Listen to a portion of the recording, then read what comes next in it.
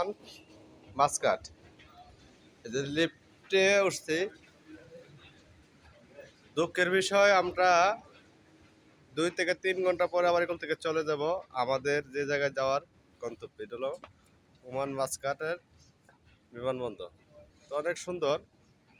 তাই তো কই বিদেশে এসেরা সমুদ্রে গেলে যাইতাম না। হ্যাঁ, কারণ কি বাংলাদেশ হলো সুর আর এই দেশে দেন পরিবেশ কি অবস্থা দেখছেন নি? হ্যাঁ, বলো কার? হ্যাঁ?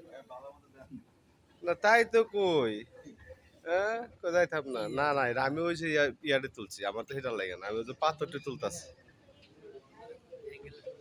না, আমি পাথর তুললাম। আমরা আছি আর 3 থেকে 4 ঘন্টা, 4 ঘন্টা পরে আবার চলে যাব আমাদের গন্তব্যে। সবাই দোয়া করবেন। ওমান মাস্কাটের পরিস্থিতি দেখেন, যারা আমার ভাইয়েরা আছেন ওমানে, অবশ্যই দুঃখের বিষয় দেখা করতে পারবো না, আমরা বিমানবন্দর থেকে বাইরতে পারবো না। দেখেন পরিস্থিতিটা, অনেক সুন্দর পরিবেশ। ডাইক কর না আমরা রে।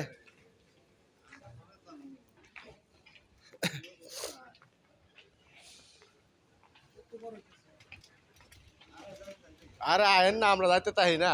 আয়েন কে যাইতে তার লইব কে?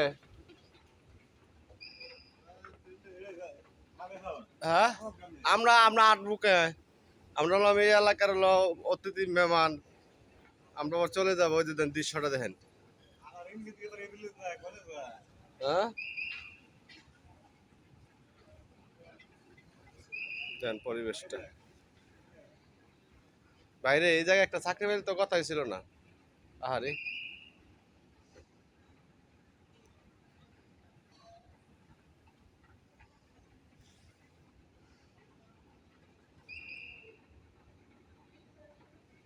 ওমান মাস্কাটের বিমানবন্দর দেখেন কত সুন্দর একটা দৃশ্য। আমরা দেখছেন হেঁটে হেঁটে যেতে হয় না ভাই, দাঁড়ায় রয়েছি, আমাদের নিয়ে যেতেছে টাইনে টেনে। আহারে, মন রাখি। আচ্ছা, তো সকলে ভালো থাকবেন, ভিডিওটা বেশি বেশি শেয়ার করবেন, লাইক শেয়ার কমেন্ট করবেন।